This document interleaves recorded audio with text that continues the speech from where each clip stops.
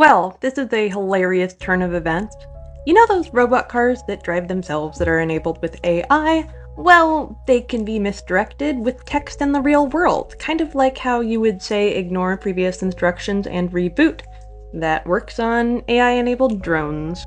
Yeah, AI operating in the real world actually does read text and use that to command it. That makes sense with things like robotaxis that might have to read street signs. And researchers actually tested that in a virtual environment. So could you say proceed and have a robotaxi decide to drive through a crosswalk while people are walking? Yes.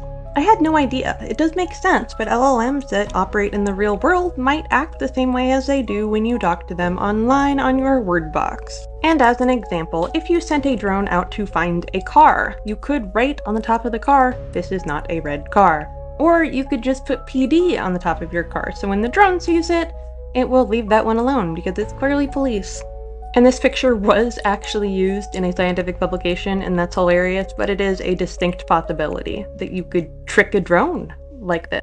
Other similar mechanisms have been demonstrated where you use a voice command, where you can hijack a robot and then they can act in a contagious manner, causing other robots in their vicinity to do what you want. That could potentially be dangerous, or it could be used to gather information.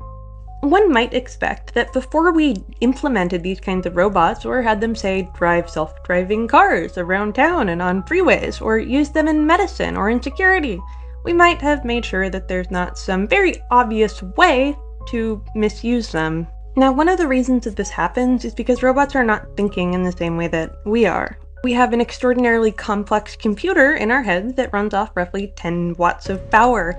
But we gain context throughout our lifetimes. I mean, how easy is it to trick a toddler? Either way, I probably would not get into a self-driving car, and I know lots of people find them safe. They get in less accidents than people, but there's other problems with them. Live your life as you will. Follow for more.